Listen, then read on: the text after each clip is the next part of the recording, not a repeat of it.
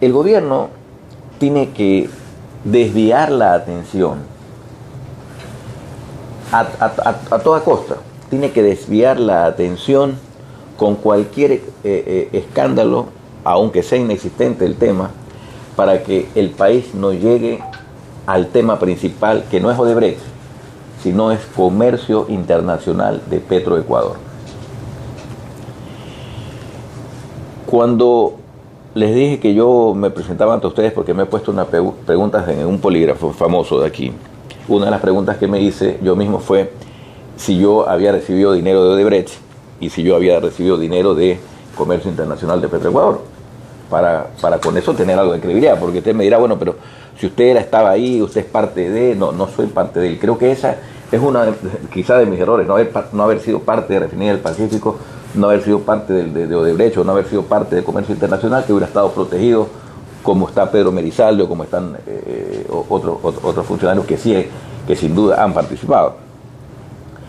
Entonces, hay que desviar la atención de Comercio Internacional, porque Comercio Internacional, lo que ha ocurrido ahí es algo demencial, con ese término. Lo que ha ocurrido en Comercio Internacional es demencial.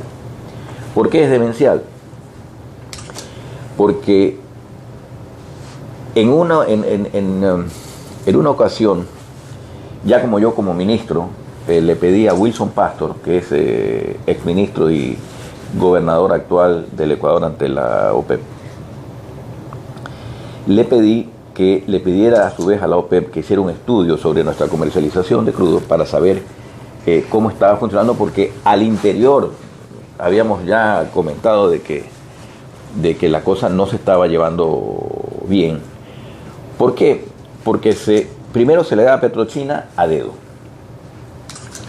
con un aparente justificativo de que es de estado a estado, se le puede dar a dedo.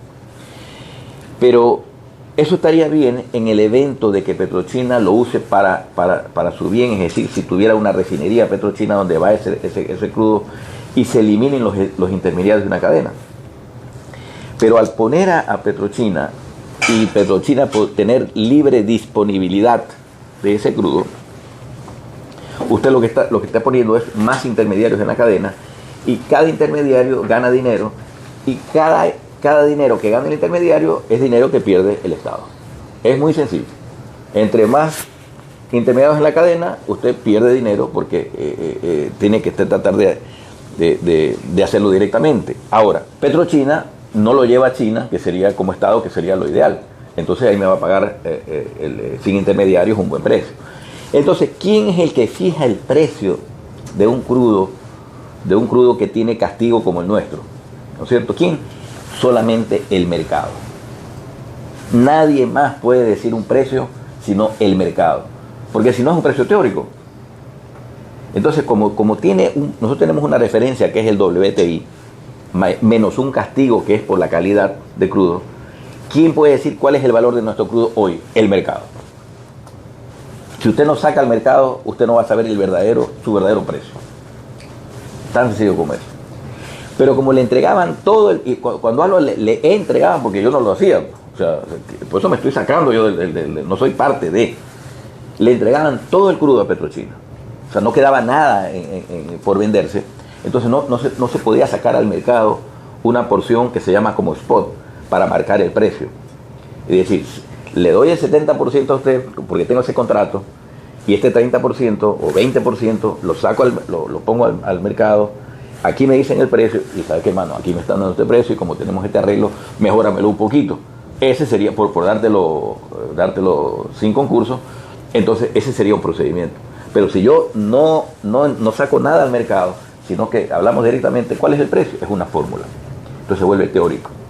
Entonces, el precio es cualquiera. No sabemos el precio. Hay dos publicaciones. No, hay muchísimas publicaciones, pero hay dos publicaciones que son las más importantes. Diría yo, puede haber otras, pero son Platts y Argus. Platts y Argus. Grábense los dos nombres porque siempre van a tener que utilizarlos. Platts y Argus. Platts con doble TS y Argus. Estas publicaciones recogen todos los precios de los crudos del mundo. O sea, usted puede saber ahí, usted recurre a Platts y Argus, que hay que estar suscrito para eso, ¿no? Recoge el precio, usted quiere saber en cuánto vendió México el crudo Maya. Por eso los crudos tienen diferentes nombres, porque son diferentes calidades. México tiene algunas calidades. De hecho, nosotros tenemos el Napo y el Oriente, que son dos calidades diferentes. Entonces, pero cuando uno saca al mercado, entonces le informa a uno, a Platts o Argus, en cuánto vendí, y entonces uno tiene una referencia exacta de cuánto fue el Maya, que tiene un poquito menos que el Oriente. ¿Y esto por qué no se hacía? ¿Por qué se hacía la venta en paquete directo a China, por ejemplo? Porque ahí no se sabe el precio, para ahí usted saber, le ponían un precio teórico con una fórmula, y aparentemente estaba bien, pero no teníamos el precio referencial, el verdadero precio del mercado. ¿Siempre se hizo así? No, en ningún otro gobierno he escuchado que se haya hecho así. Solo en este. ¿Desde el inicio? Desde el inicio no. No. Esto sucede a partir de 2009 más o menos. ¿Y quién daba esas disposiciones? Bueno,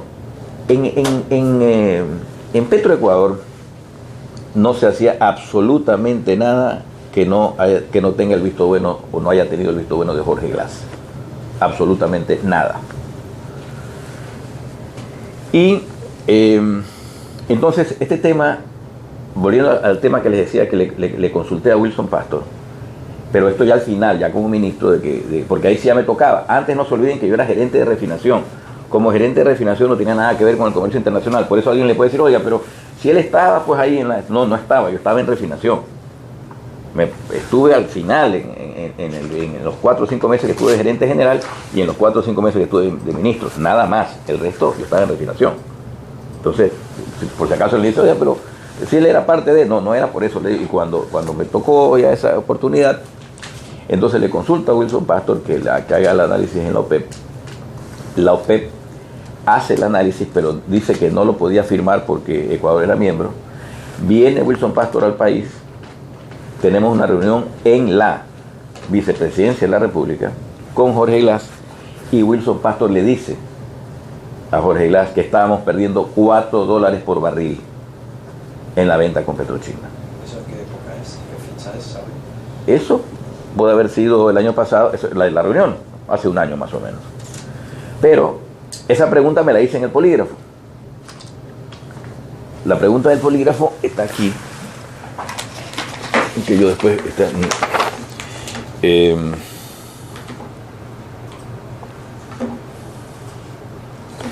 en la 2, por ejemplo, lea usted la 2. Esa la hice ya al polígrafo, la 2. Pastor le dijo al vicepresidente Glass, delante suyo, que la OPEP le había informado que se perdían aproximadamente $4 por barril en la comercialización de crudo ecuatoriano. Contesté que sí y salió un 99% de credibilidad. Entonces, si usted multiplica 700 millones de barriles por $4, estamos hablando de 2.800 millones de dólares de pérdida. Pero digamos una cosa, digamos que la OPEP se equivocó, digamos que la OPEP exageró, digamos lo que usted quiera decir, y que no eran $4 sino $2. Multipliquen 700 millones por 2, son 1.400 millones de dólares de pérdida. O sea, esto no tiene jamás en la historia republicana del Ecuador, ni Petroecuador junto, creo que ha tenido pérdidas de esa naturaleza. Hay esto, por conducir un poco, ¿no? Sí. Nosotros somos conscientes de la importancia que por ambas partes tiene una entrevista, ¿no? O sea, cada uno tiene su misión. Nosotros tenemos una que es francamente difícil, ¿sí? Como conoce, que es luego trasladar todo esto, hacer una publicación. Esto que nosotros tenemos esa voluntad, por eso estamos aquí, pero con esta ley de comunicación que tenemos y todo lo que es el estado censor, por decirlo de alguna forma. Y en Entonces, tiempos claro, meramente electorales. en tiempos electorales que todavía es mucho más complejo. Entonces, yo creo que sería bueno precisar algunas cosas bien para que tengamos como solvencia, ¿no? O sea, nosotros vamos a estar en riesgo permanente porque nos va a caer la Supercon, la Corticon, el gobierno, las sabatinas, nos va a caer todo el mundo, pero para tener cierta solvencia. ¿Cómo podemos comprobar, más allá del polígrafo, que tendrá tendremos que saber luego quién es este señor del polígrafo, en fin, todas esas cosas, que esto le dijo Wilson Pastor a Jorge Glass, que estábamos... Bueno, preguntándoselo a Wilson Pastor, que es muy probable que a lo mejor diga que no quiero problemas, no le dije, por ejemplo, pero por eso que se ponga el polígrafo. Jorge Glass, ¿qué respondió en esa cuando le dijo esto? Ni respondió nada, ni hizo nada. De hecho, después de eso hubo otras ventas, hubo más ventas, y además otra cosa que es importante decirlo también, que quizá el país no ha todavía dimensionado, es que el crudo ecuatoriano está prevendido el del próximo gobierno. Es decir, que el próximo gobierno tiene que entregar, tiene que llegar, quien quiera que sea, a entregar el petróleo. Pues ya lo cobró. Con las mismas condiciones. Si es un contrato, pues. Lo que podrá hacer quizá es renegociar términos en cuanto a tiempo. Vea, el negocio antes era así, no tengo plata, le doy más tiempo y deme un poquito, alguna cosa así. Pero está prevendido. Se gastó la plata. O sea, este gobierno se gastó la plata del próximo gobierno. Lo único que puede ocurrir es que si el petróleo se llegara a poner en $100, se va a pagar la deuda más rápido. Pero de que ya está vendido, está vendido. Ahora, yo entiendo que la única, ¿cómo se puede demostrar también de que se vendía todo? Facilito, pues. Dígame los concursos que ha habido en los últimos 3 años, por decirlo algo, de venta petrolera a Petroecuador. ¿Dónde podemos ver eso? Solamente, debe estar en la página de Petroecuador, pero pueden preguntar, dígame los concursos de venta, no de entrega, sino de venta En los últimos 3 años. En concurso. En los últimos, los años que usted quiera pedir. Es normal que se venda el petróleo en concurso. Es normal que... No es normal, es lo que tiene que hacerse. Es lo que tiene que hacerse. En todas partes. Y no se hace porque se le entrega todo a Petrochina. Pero quiero decir, ¿eso tiene alguna justificación legal? Como una declaración de emergencia, le hablo de la puerta. Me imagino que hay un decreto, no lo sé, no sé exactamente cuál es pero puede haber un decreto, una cosa así. Pero es irrelevante lo que haya. Como la contratación de obra pública, No, que siempre están bajo decretos de emergencia y todo eso. Puede ser, pero no lo veo como algo relevante. El hecho es que se ha dado, o sea, el justificativo lo tendrá con decreto, porque lo autorizó a alguien, qué sé yo. Pero el hecho es la pérdida sustancial que deja el hecho de no ir a concurso. Y el hecho de ¿cómo se llama? De que Petrochina no lo lleve a una refinería de ellos en China, que entonces podríamos estar hablando de alguna cosa a favor, digamos, porque ya ahí no habría intermediarios.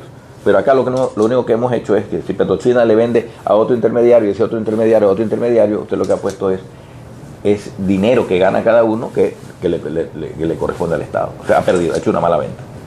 Independientemente de lo que pueda estar detrás de eso. ¿Usted qué se considera un cabeza de turco de todo esto? Absolutamente. Pero absolutamente. Usted me dirá, por ejemplo, encontré, Anderson, debajo de esa hojita, ese es el memorándum que habíamos hablado. Lo conseguí así, le han borrado el D, que es mi nombre, está borrado también mi firma, hay una signo de interrogación, pero hay algo que sí nos sirve, está el sello de ingreso al Ministerio de Recursos Naturales en ese tiempo y está la fecha, ¿no? Esto es para ustedes, esto es muy interesante. Que lo tengamos así cortado. Es muy interesante porque ustedes se van a dar cuenta allí como yo, que soy el que firmo ese memorándum, le digo al ministro Pastor casualmente que se estaban dando irregularidades en la comercialización de hidrocarburos en general, y como vemos ahí que se hacía en ese tiempo un concurso de compraventa de diésel para una fecha, pero 2 días antes ya estaba descargando el que ganó el concurso. Está demostrado ahí, ¿no? Está por escrito. El ministro era Wilson Pastor. Entonces yo me dirijo a Wilson Pastor y le digo en ese memorándum, esto está pasando, y al final ustedes pueden leer, no está cortada, mi conclusión sí es esa, donde pido que se haga una reestructuración, Tiene como 5 páginas. Eso es muy, pero muy importante porque ya desde esa época usted se da cuenta de las irregularidades tan fuertes que ha habido, y eso pasó desapercibido en la Contraloría y no pasó absolutamente nada cuando es una denuncia muy clara, ¿no? Eso hay un comité que es el que debería controlar eso, ¿no? No sé cómo se llama técnicamente el organismo. No. Todas las decisiones, las grandes decisiones de Petroecuador están en manos de un comité. No. Están en manos de un directorio. Eso, un directorio. El directorio sí, el directorio de la empresa.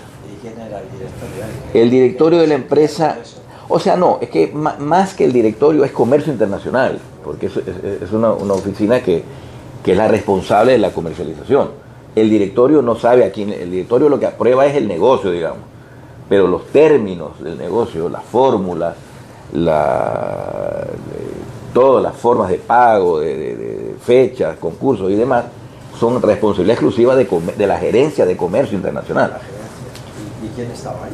Nielsen Arias, Nielsen Arias, que está todavía. Ustedes lo pueden leer muy detenidamente ese memorando, que es muy importante y les va a dar una pauta exactamente de lo que estamos conversando. Cuando usted envía eso, ¿estaba usted en qué área? Yo era viceministro de hidrocarburos, por eso me competía eso. ¿Fue la primera vez que algo le olía a corrupción en Comercio Internacional? Fue la primera vez que fue algo muy grave, digamos, y que lo puse por escrito, pero que no pasó absolutamente nada. Nadie ¿no? contestó, no hay ningún oficio de respuesta, nada. No. Eso pasó a Petroecuador después, pero ahí ya se diluyó y quedó en la nada, ¿no? Pero es importante que eso, porque a estas alturas eso ya tiene un control de la Contraloría, digamos, ¿no? O sea, ya pasó como algo que estaba bien y ustedes pueden ver que no está bien. Ahí está con nombres y con todo, con fechas. Eso no lo tiene Contraloría, ¿no? Pero claro, pues, Archivado. archivado, pues claro, pero de que lo tiene, claro. Claro, todas las compraventas las tiene Contraloría. No puede haber una que no tenga. O sea, no puede. Toda la compraventa de hidrocarburos. Cuando hablo de hidrocarburos también hablo es de petróleo y de derivados, ¿no? Cuando te hablen de compraventa de hidrocarburos en general. Cuando quiera de petróleo, pues entonces ya lo saca. La Contraloría también tiene este documento, quiero decir, además de archivar las compras, también tiene este documento. Por supuesto, claro, por supuesto que sí. Entonces, ese es un tema que hay que revisarlo, porque, como les digo, da una pauta muy fehaciente de lo que estaba ocurriendo.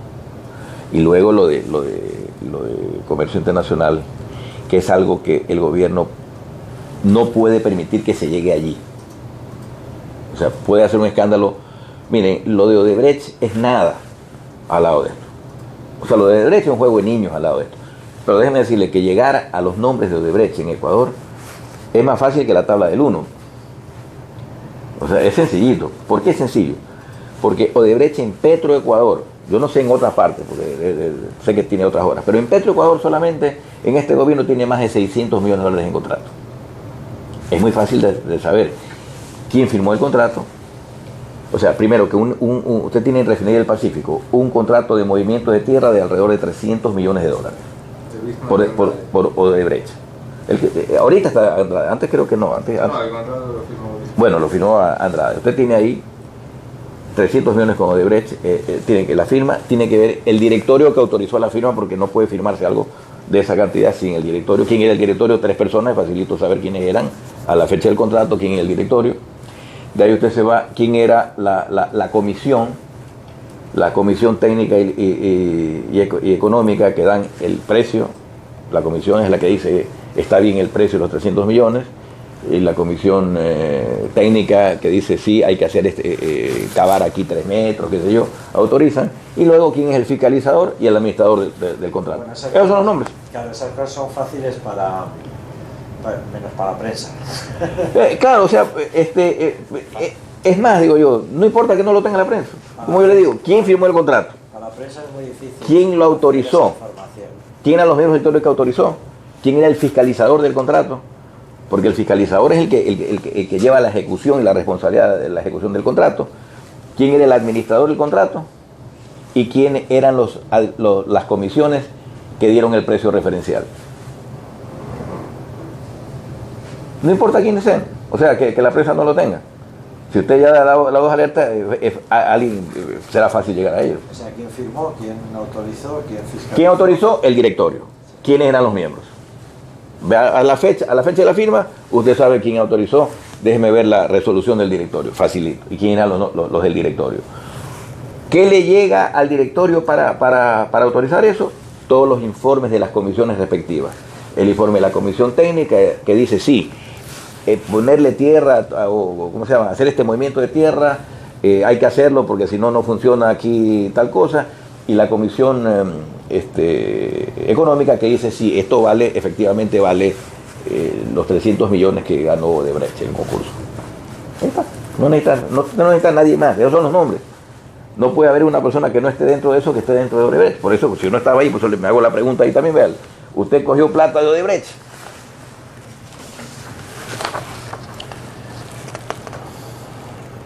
Bien. ¿Esto se ha hecho delante de algún abogado o algún...? No, sí, esto no es así nomás.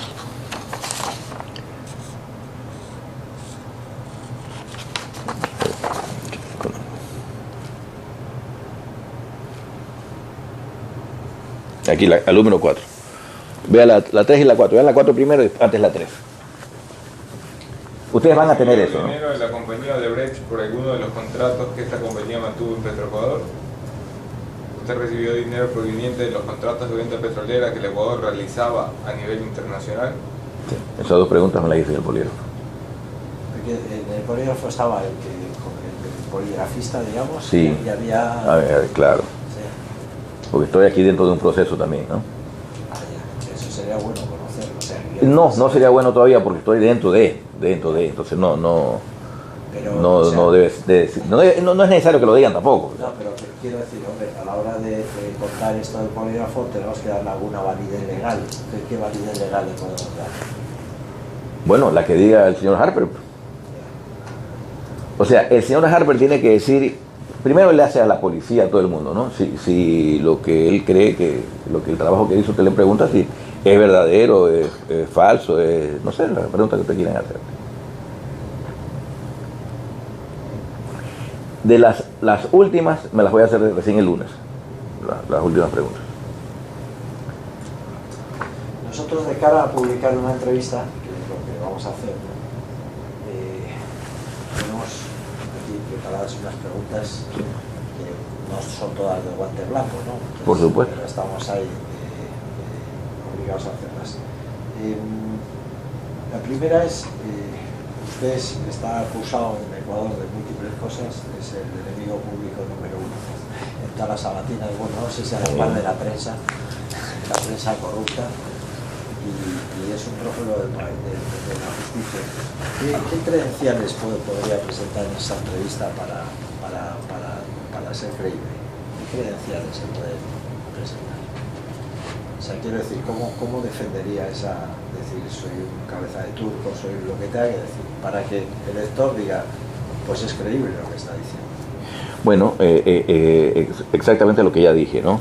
Que quizá el no haber estado dentro de estos grandes temas que estamos viendo me dejó sin protección, porque el gobierno necesitaba y necesita desviar la atención a cualquier lado para que no se vaya a llegar, no a Odebrecht, que Odebrecht yo creo que está sentenciado, se va a llegar mañana, pasado, no lo sé, pero eso está sentenciado y facilito en Ecuador, como les digo, si quisiera la justicia averiguar. O sea, el Ecuador solamente tendría que la fiscalía llamar a las personas que le digo de esos cargos y hacerles una declaración voluntaria y usted va a llegar fácilmente una declaración bajo juramento ¿cómo se llama? A conclusiones.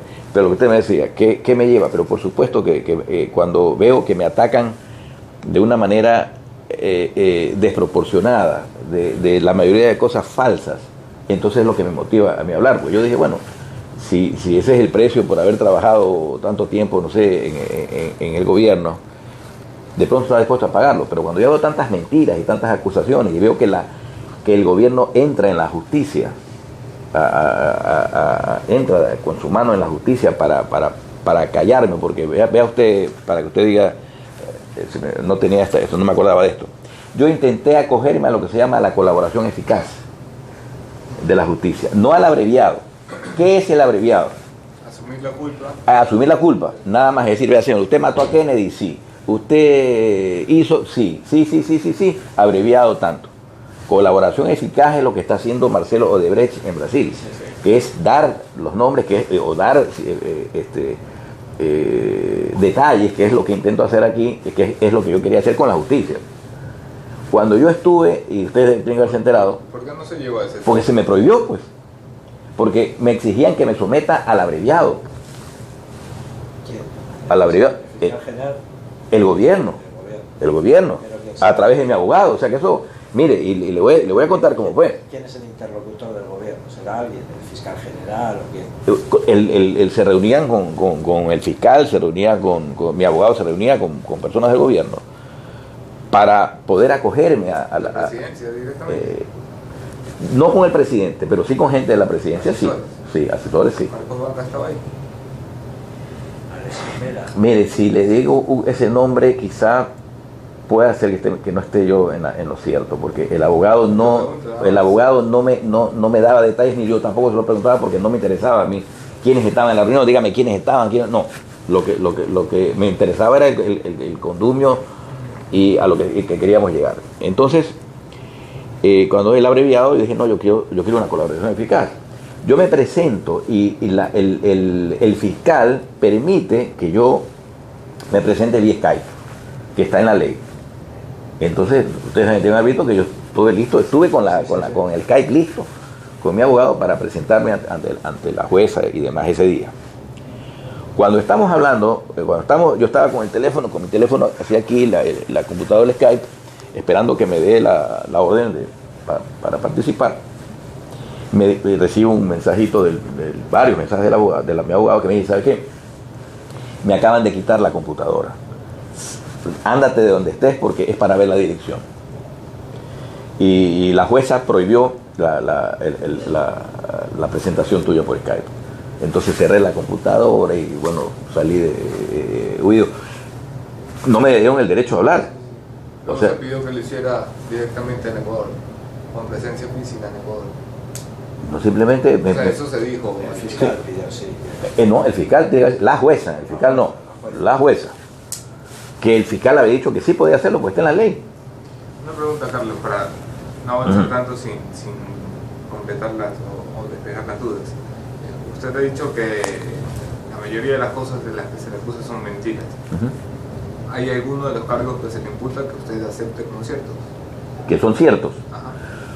Mire, yo le puedo decir más bien los que no son ciertos, porque los otros estoy dentro de un proceso ya establecido, ¿no es cierto? Pero por ejemplo, decirme que yo estoy en delincuencia organizada, donde hay personas que ni siquiera conozco, me parece que es una cosa al apuro. ¿Decirle que usted se apropió de fondos estatales? No, jamás. Que se benefició de Lo contratos. jamás. Lo puedo decir también por polígrafo. No, miren, yo he visto, ha habido tanto en este tema, por ejemplo, que en mi cuenta habían $600,000 que había recibido. Yo recibí más de $600,000, pero de sueldo, pues, en todos los años de trabajo. Yo era un tipo que ganaba cerca de $10,000 mensuales, pues, con todo lo que paga Petroecuador. Entonces, en 9 años, claro que tenía pues $700,000. No hay uno, que les diga, $1 en mi cuenta que no sea de mi sueldo. No hay un carro de los que dicen que no haya estado debidamente justificado por Contraloría. Pero si usted dice, le aparecieron $600,000 en la cuenta de Carlos Parejo, dice, no puede ser, pues qué horror, pues no pusiera mi sueldo, pues, y pregúntenle a la Contraloría. Y todos esos registros que se hacían, que se han hecho en casas, ya no ha aparecido dinero en los contratechos, y eso es todo montado. Yo no lo sé, pues no es en mi casa, pues en mi casa no vio nada. Era decía de la trama, decía. Al que le encontraron, que justifique a quién le encontraron. A mí no me han encontrado ni medio. Todo eso que se vio en televisión, que había encontrado, eso no es en mi casa. Esos son unos allanamientos posteriores que hubo. Quiero decir, Carlos, usted era parte de una empresa donde evidentemente a día de hoy, si no se tiene la certeza, se tiene una sospecha bastante cierta, por así decirlo, de que había mal manejo de fondos, por decirlo menos. Que hay funcionarios que han tenido dinero no declarado en sus casas, que hay pérdidas en empresas. ¿Ustedes saben? ¿Pérdidas como cuál? A ver, porque yo quisiera, tengo que ir interrumpiendo. Si a usted le encuentran dinero en su casa, usted responda, pues no me eche la culpa a mí.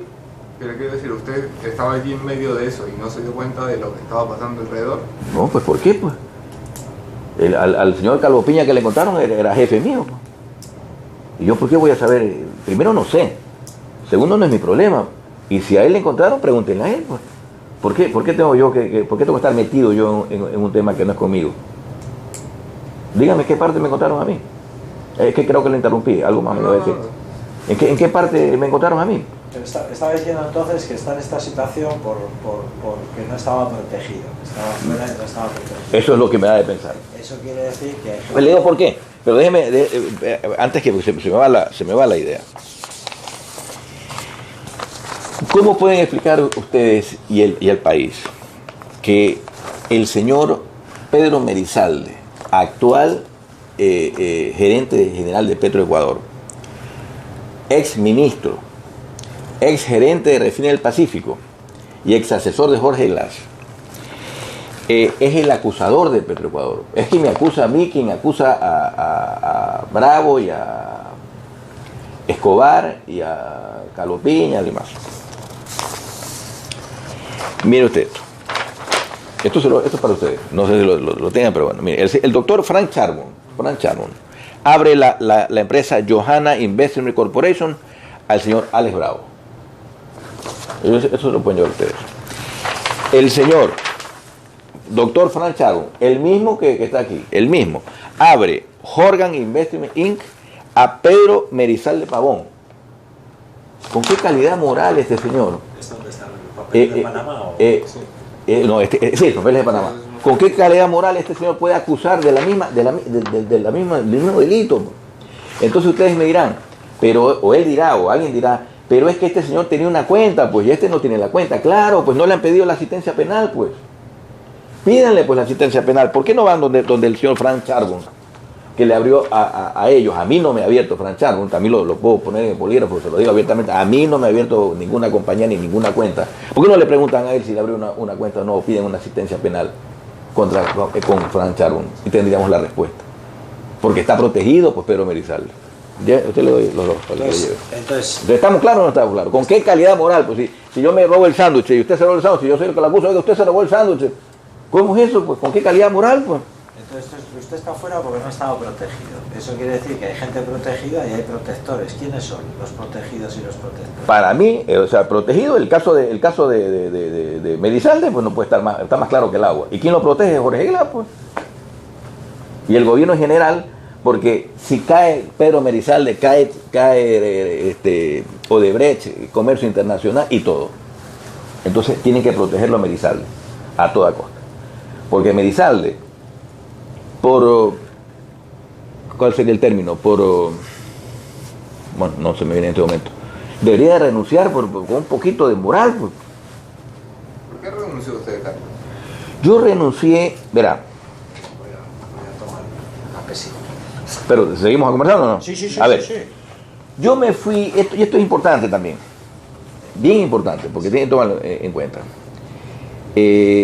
Yo me fui a Qatar, a la última reunión de OPEP que yo asistí, que fue en abril, y yo ya me fui prácticamente renunciado, porque me exigían que yo autorizara como ministro la última preventa que se hizo en ese momento. Sé que ahora creo que ha habido otra más, pero una que había en ese momento. Entonces yo me negué, dije no. ¿Por qué me negué? Yo creo que si un país tiene problemas económicos porque había bajado el precio del petróleo o lo que ustedes quieran, necesita hacer un adelanto petrolero. Muchos países lo hicieron. El tema ese no es el pecado. El pecado es hacerlo directamente con Petrochina, sin concurso, sin comunicar el precio a las ¿cómo se llama? a las que les dije, como les dije, a las publicaciones Platzo, Argus. Ese era el pecado. Y el pecado más grave, que eso comprometía el petróleo de toda la administración que venía. Entonces yo dije, no, me voy no voy a firmar eso, no voy a autorizar. Renuncia, que si no me equivoco está a mediados de abril, 15 de abril. No, ahí me voy a Qatar, ya me voy casi renunciado. Hablé con Jorge Glass y le dije, ¿sabes que yo esto no voy a autorizar? Y me fui, ya prácticamente renunciado. Estuve en la OPEP, regresé, estando en Qatar pasa lo de Alex Bravo. Cuando llego al Ecuador ya estaba Pedro Merizalde, el nuevo gerente. Y Pedro Merizalde, y esto es un tema también importantísimo, antes que se me vaya de la cabeza, Pedro Merizalde firma, compromete ese petróleo sin la autorización del directorio que el ministro le dio todavía. Y estuve yo como 2 semanas más. Y eso ya estaba caminando. Eso es ilegal hasta la médula. No importa que arreglos hayan hecho ahorita, a lo mejor ya ahorita está todo perfecto, no importa. El solo hecho de que Merizalde haya comprometido eso sin la autorización del directorio le da la pauta a usted. Además, otra cosa, en Petroecuador no se podía hacer absolutamente nada, ni en el Ministerio de Energía, sin la autorización de Jorge Glass. De manera que lo que hizo ese comprometer 98 millones de barriles no puede ser sino con la orden de Alma. Eso es imposible. De Jorge Glass. Sí, claro, de Jorge Glass. Es imposible.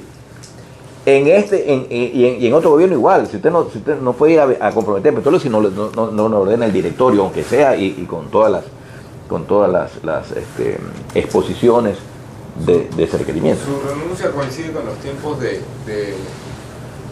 los Panama Papers, ¿no? Que revientan los Exacto, sí, cuando yo regresé, sí. Yo estaba en Qatar cuando reventó eso. Y 3 semanas después ya su renuncia está pública. Sí. 3 o 4 días después ya no se hablaba de renuncia, sino de que lo habían votado del ministerio, palabras del presidente después. Pocos días después de eso aparece Capaya, que es sin duda el detonante de que la opinión pública se fije en usted. ¿Cómo explica usted la aparición de Capaya? Bueno, Capaya es una compañía que cuando yo fui al Congreso ya no existía, a la Asamblea. No existía, no tuvo nunca ningún bien, ninguna propiedad, igual que exactamente igual, no tiene ningún tipo de propiedad y está cerrada, y a ese momento estaba cerrada. Y esto es lo que le puedo decir, más allá eso está dentro de un proceso legal y entonces lo voy a demostrar o lo estoy demostrando en la defensa, pero le puedo anticipar eso. Que cuando fui a la asamblea no existía, ya estaba cerrada y nunca tuvo ninguna propiedad. Cuando usted fue a la asamblea también negaba que tuviera... Que no tengo ninguna compañía, en ese momento, y esa es la única que había, pero que había tenido, no la tenía en ese momento, no mentí. Y Capaya no tiene ninguna propiedad, y es cuestión de ir a Panamá, ya han debido todos los asambleístas. En los días posteriores a su renuncia, ¿cómo fueron sus relaciones con la presidencia y el gobierno, la vicepresidencia? Quiero decir, ¿usted salió en qué términos con el gobierno? Yo diría que salí bien, normal.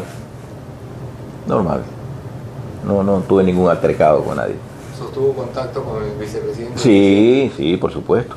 ¿Y qué le pensaban ellos? Sí, ningún problema. Y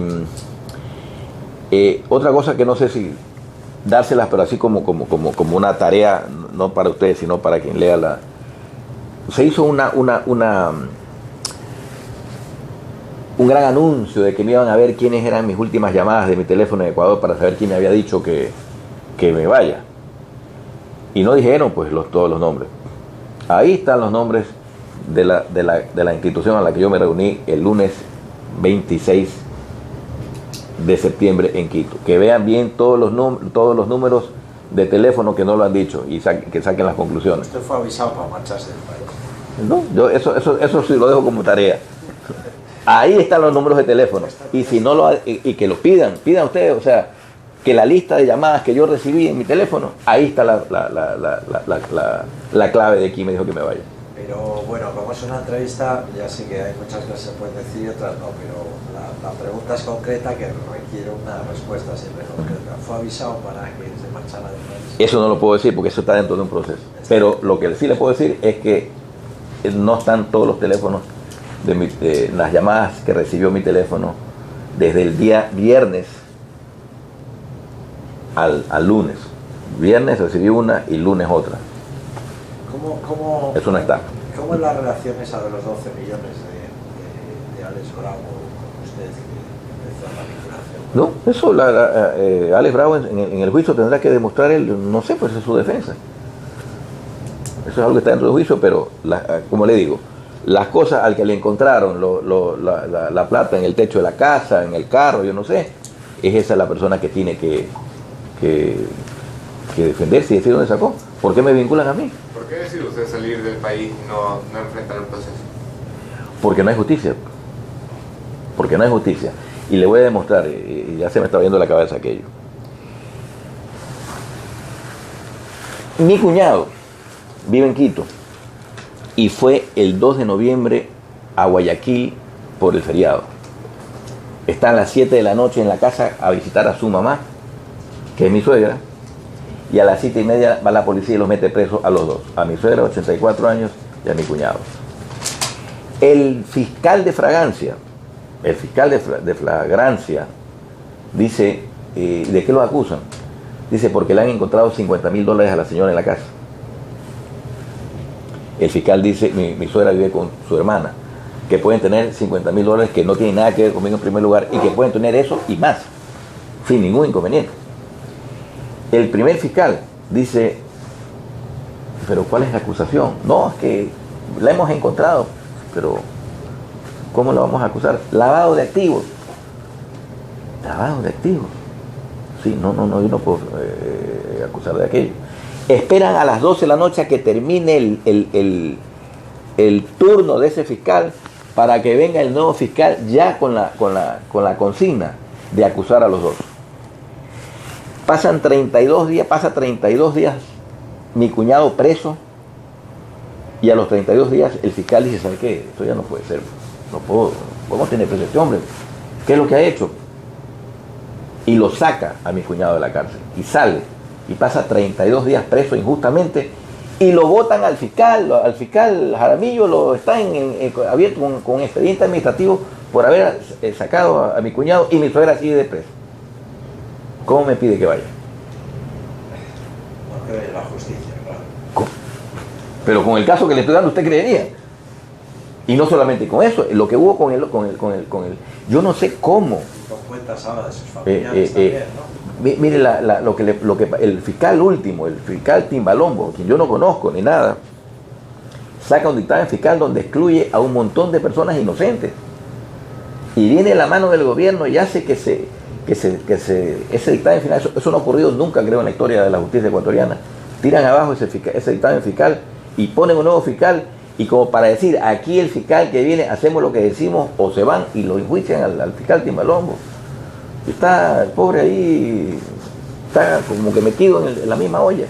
Qué injusticia tan grande. Bueno, injusticia lo acusan de haber estado negociando la abstenencia de autorización. ¿Pero con quién? Pues, ¿con quién estaba negociando? No lo ha dicho.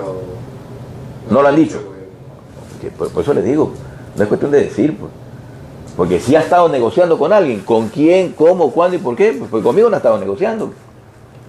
Entonces, si ha estado negociando, pues no, esa no es el fondo, no es ese. El fondo es que el tipo tuvo conciencia y dijo, ¿sabe qué? No, esta vaina no es así. Y lo votan. El nuevo fiscal, el que viene con la consigna, dice en el día de la dice, ¿sabe qué? El que se leyó 13.000 y pico. El que selló más que el juez Paredes, pues, más rápido. Pero a él, que fue con una consigna, le remuerde pues la conciencia. Y a la hora dice, ¿sabe qué? Voy a cambiar el delito. Por la pena, algo así, no me acuerdo. Sí saben eso, pues, ¿no? ¿Cómo? Entonces, y eso es algo que no procede en la ley. Pero le remordió la conciencia. Y entonces usted me pregunta si hay justicia. La acusación es falsa también, de que hubiera dinero en las cuentas esas, y eso es falso también. Pero absolutamente, pues. O sea, mis acusaciones dentro de los procesos legales yo las voy a sacar. Que no tengo nada que ver en delincuencia organizada, no tengo nada que ver con comercio internacional, yo no tengo nada que ver con que hayan encontrado plata en el techo de la casa de un funcionario, yo no tengo nada que ver con ¿qué más le digo? Hay un funcionario, un subcontratista, por decirle algo, y esto me gustaría que lo recalquen si pueden, que se ha comprado un helicóptero, una cosa, un avión, no sé qué, algo que se ha comprado. Que lo investiguen, pues. ¿Qué tengo yo que ver que un subcontratista se compre un avión? Que lo investiguen, pues. ¿Por qué soy yo el culpable? ¿Por qué yo? Usted denme una explicación, dígame por qué soy yo el culpable. Quiero decir que... Por ejemplo, dígame. No, que Jorge Glass digo que mira esa misma razón, dirá, yo es que a mí me llegan las cosas, las tengo que firmar, o sea, ya vienen depuradas desde abajo, ya... ¿O hay alguna... Bueno, él no firmaba, él solo ordenaba. Solo ordenaba. ¿Sabe por qué el presidente ha dicho por varias ocasiones que no hay sobreprecio en la refinería? Ustedes lo han escuchado, ¿no es cierto? Varias ocasiones, ¿no es cierto? Pero ¿por qué el presidente dice que no hay sobreprecio? Porque si hay sobreprecio, si fuera de 187 que llegó a 1200, tiene que ir al directorio. No es que el directorio es quien autorizó la elevación del presupuesto. Así de sencillo. Entonces, él defiende, no es a mí que me está defendiendo, es al directorio, porque el directorio aprobó. Esos directorios suelen ser institucionales, quiero decir. Están conformados un delegado del vicepresidente, un delegado son tres. y un delegado de desempleados. El ministro del área, que es el de hidrocarburos, es el presidente. De ahí hay un delegado del presidente y un delegado del, desempleados. Entonces, claro, si se llega a la conclusión de que hay un sobreprecio, tiene que coger preso al delegado del presidente, al ministro de hidrocarburos y al desempleado. ¿Y sabe qué nombres eran en esta época? ¿En cuál época? Cuando se hizo... Al inicio. Jorge Glass era el presidente. Jorge Glass era el presidente. Era el ministro. Directorio. Claro. O si no era presidente del directorio, era miembro del directorio. Y cuando yo llegué, ya estaba contratado SK, ya estaba contratado Wally Parsons, ya estaba contratado las grandes. No las contraté yo continué con ella. La industria petrolera está quebrada, hemos hablado luego de malos manejos en la industria petrolera. Es correcto. Por vender sin gasto, digamos, sin salir al mercado, en fin, esas cosas. En lo cual no estoy yo, pues por eso que puedo decir, pues si no estaría parte de... No, si estoy hablando correcto, de Petroecuador en general, sobre la que sí que hay una sospecha generalizada de que es una empresa donde se trabaja mucho y se maneja mucho la corrupción. Pero ¿quién maneja la corrupción ahí? Quiero decir, ¿no?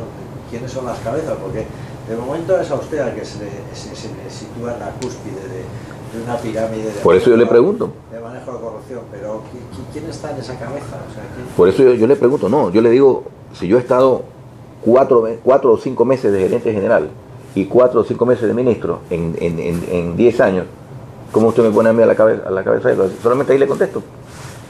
Yo no le pongo a la cabeza. No, o sea, pero le doy la contestación, pues ¿cómo puedo ser yo? Pues? Si yo cuando estaba en refinación era gerente de refinación, o sea, no he estado, y antes de eso estaba en el ministerio, o sea, ¿de dónde salgo yo como el que ha manejado Petroecuador? Yo no he manejado Petroecuador. El que ha manejado Petroecuador y todas la compraventa y todas las gestiones importantes es Jorge Glass de Pinelli. Esa es la punta de la pirámide. Por lo menos le digo, todo lo que es comercio internacional y grandes contratos, si no tenían el visto bueno de Jorge Glass, no iban. Además de que esto no es cuestión de que yo lo digo, pues si el directorio no lo acepta, no va. Usted no puede firmar un contrato de 300 millones porque a usted le gusta firmar. Tiene que tener el visto bueno del directorio, obviamente, y el directorio tiene que tener una disposición. Nadie se va a atrever, ni en este gobierno ni en ninguno, a comprometer, por ejemplo, como lo que hizo Merizal, de petróleo del próximo gobierno, si no tiene una autorización superior. Eso sería una locura. Y si se volvió loco, inmediatamente pues habría que cancelar el contrato. Entonces, no, eso es una tontería. Ahora, la responsabilidad hay que encontrarla. O sea, usted dice, ¿sabe qué? Pero es que me dicen que en el taller donde arreglan los carros de Petroecuador hay corrupción. Vaya al taller, pues, y pregunte. Pues. Un negocio, en una empresa donde hay 2.800 millones en pérdida. Que puede haber si multiplicamos aquello, ¿no? ¿Usted cree que, por ejemplo, Jorge Glass puede estar excluido de responsabilidad de ahí? Yo no creo. Eso le iba a preguntar. ¿Quién tiene la responsabilidad de encaminar su juicio, de llevar la investigación? La Fiscalía, pues. La Fiscalía. Pero por supuesto, pues. Y la Contraloría. Pero dígame, pero yo le voy a poner un ejemplo. Mire que ahorita todo lo que saca la Contraloría es especulado. Contra mí. ¿Cómo puede sacar un especulado a mí? Pues si yo le estoy pidiendo que para hacer un contrato usted tiene que ir primero a investigar abajo, o sea, la comisión, el área usuaria, usted tenía relación, usted pareja lo nombró, usted tenía relación con pareja. Yo no conozco a las comisiones. Tal vez conozca alguno de vista, alguna cosa, pero esa es la investigación que tiene que hacerse. No me puede sacar un peculado. O sea, eso se nota que es una perversidad y que se está dirigiendo para acosarme y que yo no hablo. Por eso dije, no, ya se acabó. Ya aguanté bastante. Mire, el petróleo del Ecuador lo manejaban Nielsen Arias, Marco Calvo Piña, Mauricio Jaramillo, que es el procurador de Petroecuador, Rafael Poveda, Fausto Herrera de Finanzas y Jorge Glass. Ellos manejaban comercio internacional. Jorge Fausto de Finanzas. Fausto Herrera, exministro de Finanzas. Fausto Herrera, exministro de Finanzas. Jaramillo, ¿cómo se llama? Mauricio Jaramillo, procurador de Petroecuador. Quiero hacer una pregunta de las del polígrafo relacionada a Fausto Herrera. Esa todavía no me la he hecho, me la hago el lunes. Pero él me llamó, cuando yo recién me nombraron gerente general, me llamó a decirme que no lo saqué a Nielsen Arias. Una pregunta que me surge con esta información y con toda la información que usted nos entrega, Carlos. Toda la información apunta, dejando a un lado las sospechas de corrupción, toda la información apunta a pérdidas en el Estado. Entendemos por qué dice usted estas cosas ahora. Lógico. Lo que no me logro explicar todavía es porque usted no lo dijo antes, cuando tenía obligaciones políticas de decirlas, quiero decir. Bueno, le contesto, o sea, muy fácil. Usted no dijo que el Estado perdía cuando era ministro de Hidrocarburos. A ver, lo dije cuando era viceministro de Hidrocarburos en el memorándum que usted tiene en sus manos. ¿Por qué no se lo dijo el país? Porque digo, usted tenía una responsabilidad política. Porque, bueno, lo dije al interior, porque ya ahí las instancias son otras. Pues. O sea, ¿quién tiene que velar por los bienes y por los negocios del país? Es la Contraloría, no soy yo. Yo cumplí diciéndolo. Un viceministro, ¿no? ¿Ah? Un viceministro. Por eso le hice lo... representante de gobierno. Sí. No tiene que explicar al país que sus reclamos no están siendo escuchados. O sea, puede ser, pero usted ve ahí, o sea, en mis funciones está allí y está claro, o sea, ahí en ese memo, y está claro que al haberle pedido, porque como gerente de refinación no puedo pedir eso, porque no me competía, yo estaba en otra cosa, yo estaba mi meta era que arranque la refinería. Cuando tuve que hacerlo, le comuniqué a Wilson Pasto que haga ese análisis y por eso me pongo en el polígrafo. Y cuando usted fue ministro de Hidrocarburos y recibió la llamada de Fausto Herrera pidiéndole que no sacara Nielsen Arias... No lo saqué, cuando fui gerente general del Petroecuador. No lo saqué. Él era ministro, era superior a mí. ¿Me decía que era lo correcto? Yo pienso que no, pero él era superior a mí. Además de que se decía que si se sacaba Nielsen Arias podían fallar los préstamos que requería el Ecuador, porque es el que sabía y entonces el responsable iba a ser yo, entonces que se quede ahí. Y es posible que haya sido una falla mía, eso sí. Oye, hay una cosa que, bueno, yo como ya habrá visto soy español, no me diga. Se me nota. Yo viví en Ecuador entre el 97 y el 2000 más o menos, y ya trabajé en esta empresa, luego he trabajado en otras empresas en otros países y he vuelto a Ecuador porque me fascinó Guayaquil, pese a aquellos años difíciles del 97-2000, y he vuelto por aquí. Y he vuelto hace 3 años. O sea, he vuelto ya en una situación bastante distinta a la que viví, en el sentido que había un gobierno de un perfil muy distinto a todos los que había habido anteriormente. Y el país había cambiado mucho. Desde que llegué hasta hoy estoy acostumbrado a una propaganda gubernamental muy fuerte, muy ácida, muy insultadora, muy contra la prensa en general, ¿no? Yo soy periodista, he tenido oportunidad de corromperme, no me he corrompido, por eso sigo trabajando, en fin. pero tengo que aguantar permanentemente prensa corrupta, no sé qué. Y eso iba acompañado permanentemente, no solo las sabatinas, sino todo, ¿no? Toda la propaganda oficial, que no es poco, no es un poco la artillería que tiene para hacer esa propaganda oficial. Eso iba acompañado siempre con lo que pasa con ello, ¿no? Que es o sea, limpieza al máximo, transparencia al máximo, no había cosa más transparente en las páginas web y tal. Y la realidad es que así hemos vivido durante muchos años hasta que llegaron unos chicos que eran una prensa corrupta y sacaron los papeles de Panamá. Y entonces se desbarajustó todo, ¿no? Y luego llegaron otros y hablaron de Brecht y se ha vuelto a desbarajustar. Y a mí lo que me extraña es que todos los cargos que había entonces en las esferas de control, de poder, de organización, de administración, nunca han visto nada, nunca supieron nada, nunca miraron a ningún lado. O sea, todo ahora sorprende, ¿no? Pese al frenesí con el que trabaja la Fiscalía, ahora mismo está en todas las partes, se pide comisión laboratoria en todas las partes, investigación en todas las partes, pero sobre sitios muy concretos. Por ejemplo, yo le pregunté nada más, ¿se considera un cabeza de turco? Porque ahora le dije que sí. El demonio en Ecuador se llama es usted, ¿no? Pero nadie vio nada nunca, o sea, nadie vio nada. ¿Qué ha sido esto? Digamos que ha habido una estructura de malos manejos, de corrupción sistemática, orgánica. ¿Cómo puede explicarse todo esto? O sea, desde su experiencia como cargos de responsabilidad, ¿no? Ministro, o sea, cargos de responsabilidad. ¿Cómo es posible que en todo ese tiempo nadie viera nada? No usted que entiendo que dice, si yo estaba en esta planta no sabía lo que había hecho, eso es entendible, pero ¿cómo es posible que estas cosas pasen así, con tantos órganos de control? ¿Dónde estaban esos órganos de control? ¿Dónde estaban las contralorías? ¿Dónde estaban las comisiones de fiscalización? Participación ciudadana. ¿Qué ha pasado? ¿Qué ha tenido que ver la prensa para contarnos las cosas y ahora es cuando se está moviendo el... Bueno, su pregunta me la hago yo también, pues. Es una muy buena pregunta que yo no puedo contestar porque es precisamente la que nos hacemos todos los ecuatorianos. ¿Dónde estaban los organismos de control? Porque en este momento ahora resulta que todo, ahora para salvarse todo el mundo, entonces ahora resulta que Petroecuador, todo lo que se ha hecho, no todo lo que se ha hecho, todo lo que he hecho yo está mal, porque lo que han hecho los demás sí está bien. Entonces ahí se nota que está dirigido todo hacia hacerme daño a mí, porque al yo no haber estado en ninguno y no estar protegido, no haber estado en ninguno, ni en Odebrecht, ni en Refinería del Pacífico, ni en Comercio Internacional, entonces hay que proteger aquello, y que no estaba en esto, demole duro, y si mañana dicen que yo maté a Kennedy, pues tengo que aceptarlo y se acabó. Entonces así de sencillo. Pero esto tiene que investigarse. Lo de Comercio Internacional no es un juego. Lo que ha pasado en Comercio Internacional es lo más grave en la historia republicana del Ecuador.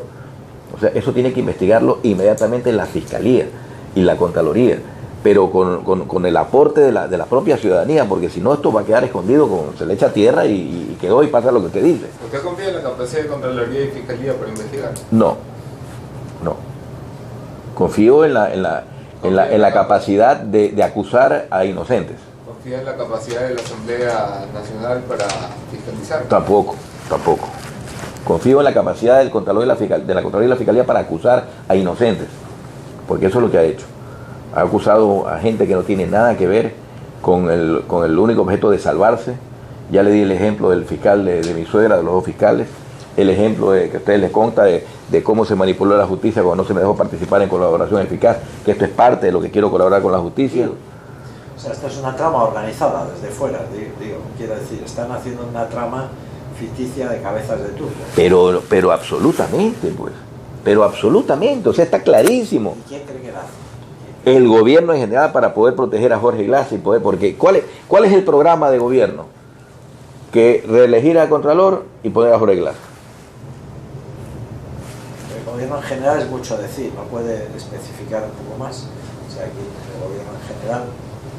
O sea, ponerle cara y nombre. Ponerle más caras y más nombres. Bueno, es que, miren, como yo estoy en después de esta entrevista, ¿qué me van a venir? 10 juicios más. ¿No es cierto? 10 juicios más. Entonces trato, que he conversado con los abogados, trato de no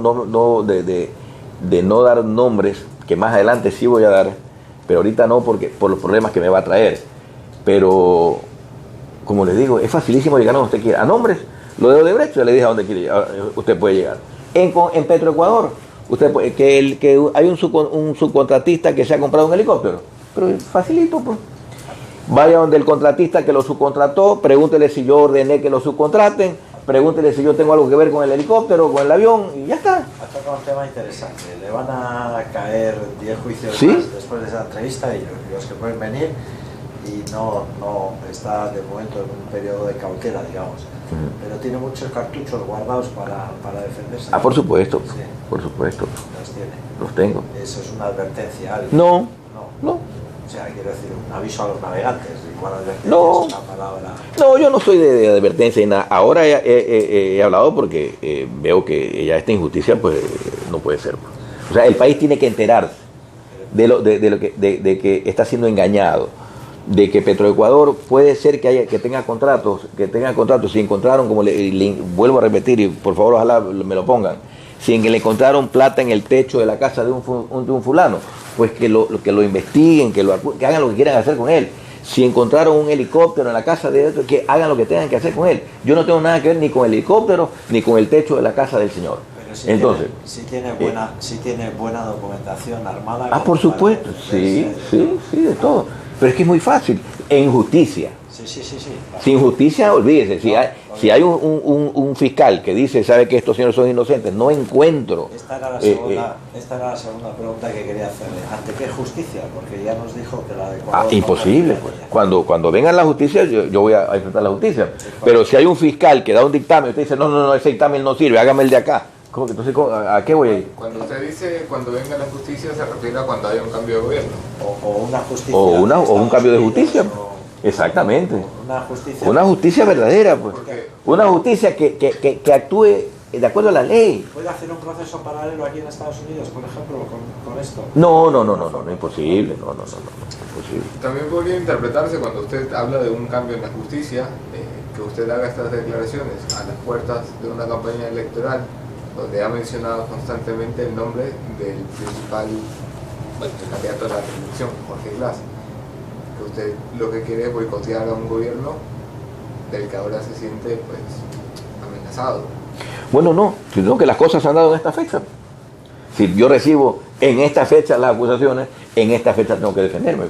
Si las recibiera después de 2 años, me tuviera que defenderme. Entonces, ahorita que me hacen las acusaciones, ahorita me tengo que empezar a defender de tanta mentira, de un andamiaje. Porque fíjese usted, digamos, esto está clarísimo para el que quiere verlo claro. El que no quiere verlo claro, pues yo no puedo ver nada. Pero usted, mire el engaño que se le ha hecho a Manaví. Que yo trato de yo soy un técnico y trato de hablar técnicamente y en esta parte de la ley que usted me ha visto como no acuso, sino que digo las pérdidas que están allí. Las acusaciones tienen que hacerlo los organismos de control respectivos. Pero el engaño a Manaví con la refinería del Pacífico. Que ya va, que espérate, que nunca se va a hacer la refinería del Pacífico porque desde la ingeniería está mal. Pero todos los días, ya viene el financiamiento, eso es como el cuento este del lobo, ¿no? Está mal la ingeniería. La ingeniería, porque mire, primero hicieron una ingeniería para 300.000 barriles diarios. 300.000 barriles diarios es 3 veces Esmeralda. ¿Qué decía la lógica? La lógica en un país con pocas posibilidades económicas era hacer una refinería con etapas. Usted quiere llegar a 300.000, fabuloso, pero inicie con 50.000, inicie como inició Esmeralda, pues, con 55.000 barriles.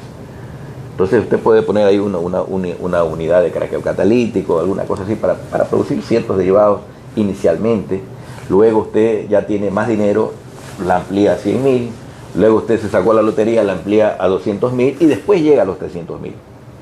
Pero meterse en una cosa de 300.000 barriles es una cosa imposible de hacer. Mire lo que le digo, imposible. Pues necesita al menos 18.000 millones, es mentira que vale 10.000 millones. Eso vale unos 18.000 millones como está planificada, de 300.000. Entonces, si usted la quiere hacer ahorita de 50.000, no puede, necesita otra ingeniería, en primer lugar. En segundo lugar, está hecha para 22 grados API, cuando se suponía que era una refinería que era para crudos pesados, que aunque sea refine el Napo, que tiene 19, 20 grados, el nuestro, no puede refinar ni el Napo nuestro.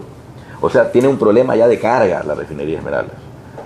O sea, ¿Por qué no puede refinar? ¿Porque es muy sofisticada o por poco sofisticada? porque entre que pueda procesar menos grados de API es más sofisticada.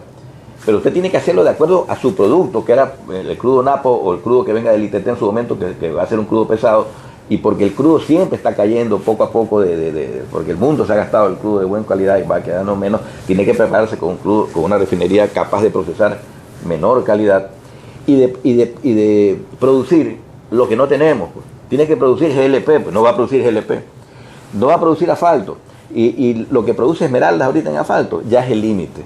O sea, ya el país va a ir creciendo y acuérdese de mí que aquí a 2 años el país tiene que importar asfalto. O sea, solo iba a producir refinamiento de petróleo. Solo iba a producir gasolinas de alto octano, diésel, o sea que está bien que produzca eso. Yo no digo que está mal, no, al contrario, está muy bien. Pero tiene que hacer usted un diseño para producir exactamente lo que usted no tiene.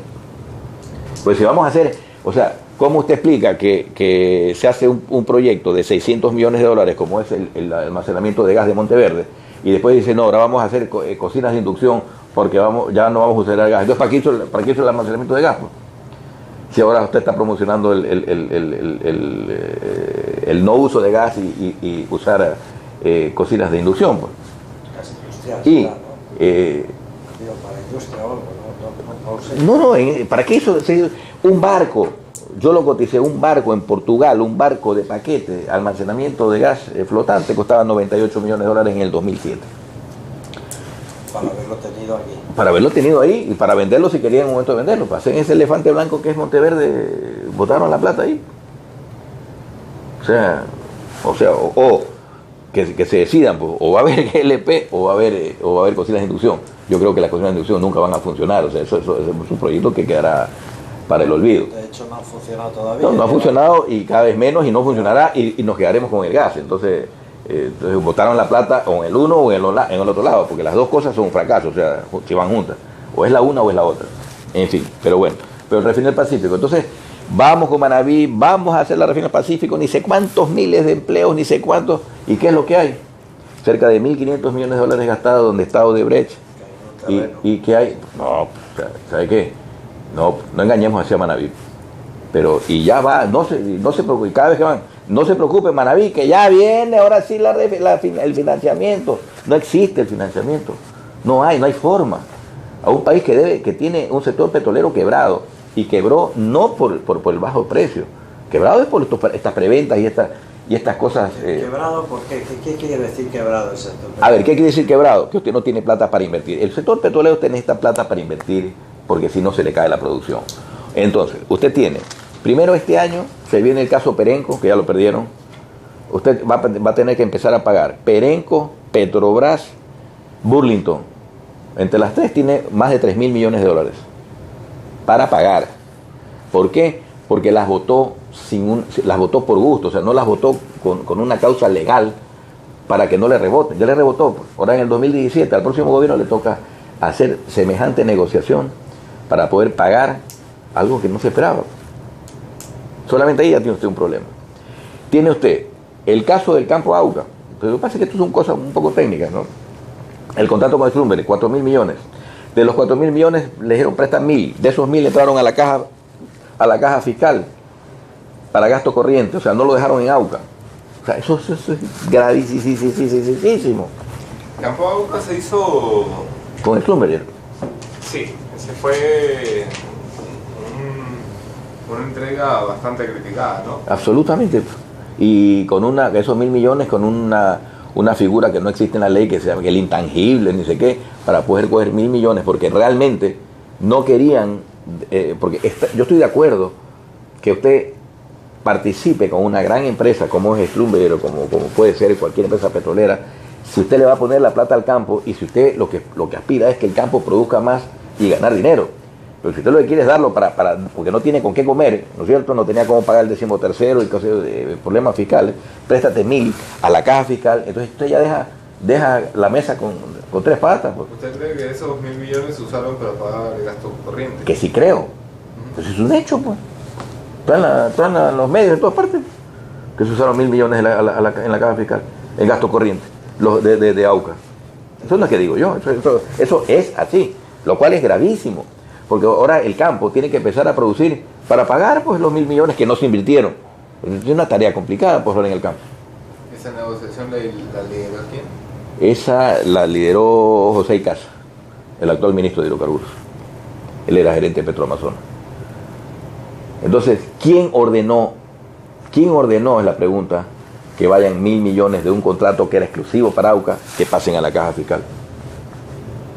Petroamazonas todavía sale poco, pero dicen especialistas también que hay mucho escondido. Ya le estoy dando el campo a AUCA. O sea, la única niña mala no es Petroecuador. No. Ahora, pero lo de Petroecuador es, lo de comercio internacional de Petroecuador, algo que eso no tiene comparación con nadie. ¿Recuerda usted que, como dice el gobierno, la corrupción es aislada?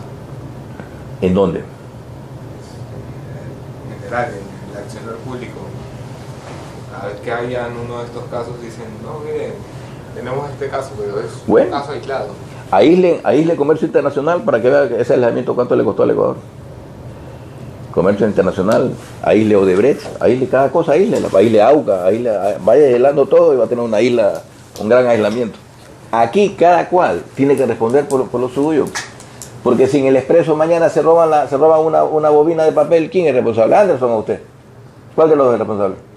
Ninguno de los dos, pues. ¿A dónde tienen que ir? ¿Los nombres están clarísimos o no están clarísimos? Hay que ir a la bodega, pues. ¿A dónde guardan las bobinas de papel? No sé, en la bodega tal, en la bodega 4. Vayan a la bodega 4. Entró la bobina aquí, sí. ¿Quién fue el que puso el recibido? Fulano, ya tiene un nombre. ¿Dónde la pusieron? Allá. ¿Quién la puso? Fulano. Ya, y de noche, ¿quién estaba de guardia? Ahí tienen los nombres ya, pues. O sea, es facilito. No, o sea, ya ha recibido amenazas, obviamente. Sí, claro. ¿Qué tipo de amenazas? De muerte. No, pero... Amenazas de muerte. Y entonces, obviamente... ¿Tienen cara las amenazas o todavía no? ¿Son anónimas? Vea, es facilísimo también dar con las amenazas, porque ¿a quién le interesa que yo no hable? Digo,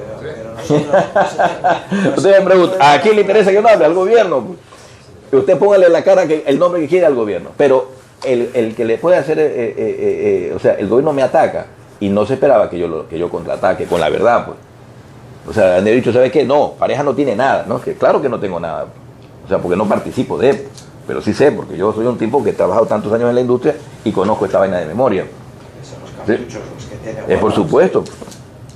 Entonces, vamos yo estoy en la corte, entonces estamos en el juicio y iremos pues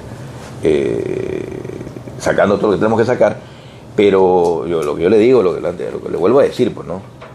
O sea, usted tiene que acusarme de algo que yo tenga que ver, pues. Entonces, vamos a acusarlo de delincuencia organizada. Más bien veamos quiénes son los que se han organizado en comercio internacional.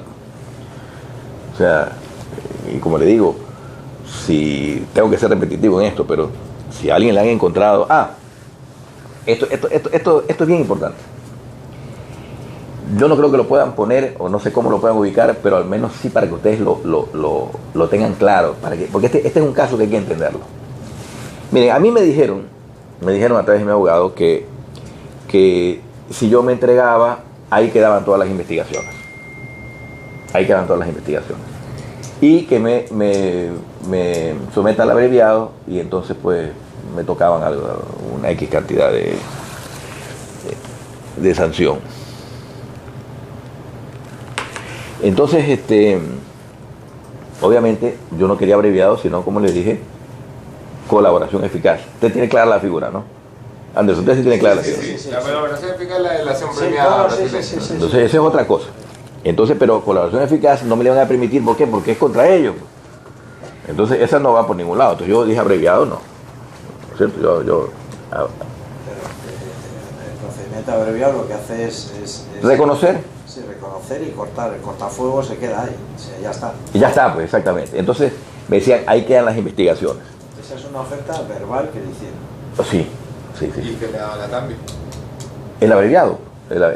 O sea, unos años de... Unos años y abreviado, y que ahí queden todas las investigaciones. Decían, no hay más problemas contigo, no metemos a nadie de tu familia. ¿Esa es directa a usted? Al abogado.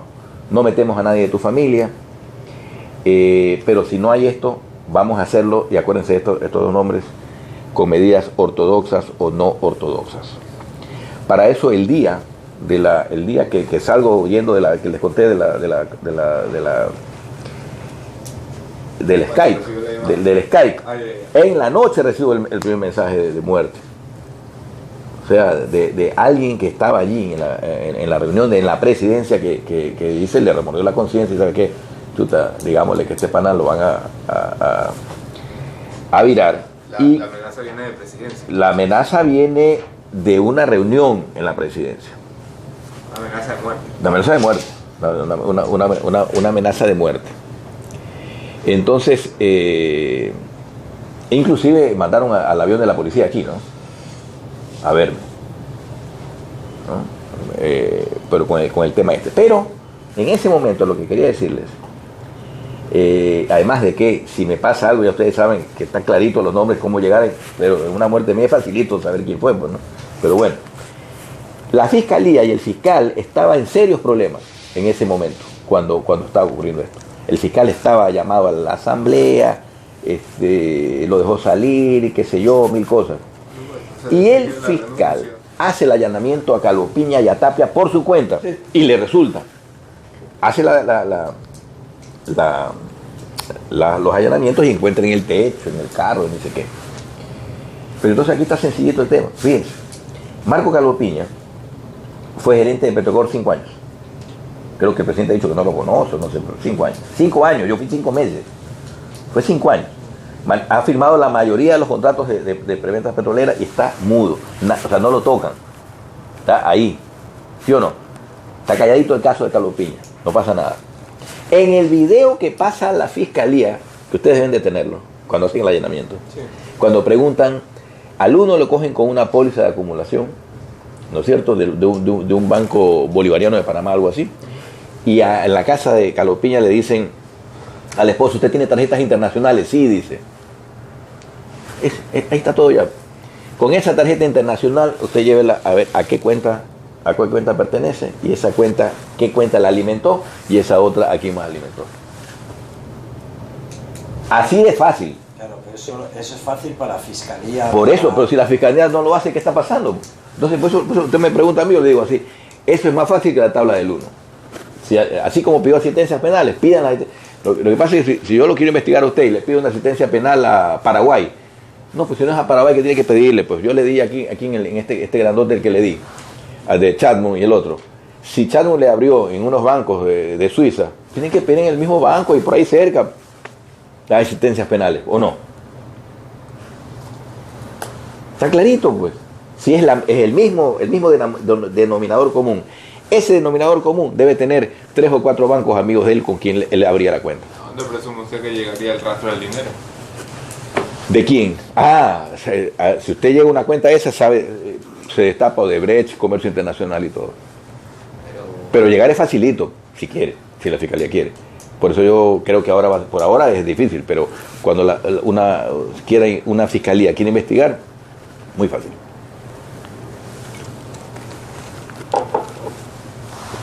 Ya le digo, es cuestión de averiguar por las tarjetas y usted llega, pero en un día, en 24 horas. Acaba usted de mencionar una de las constantes de debate de la opinión pública en Ecuador. El famoso yo no conocía a Calvo Piña, yo no conocía a Alex Bravo. ¿Cómo conoció usted a Correa? Pero eso, cheque. Es importante eso que me dice ahora infiltrado, ¿no es cierto?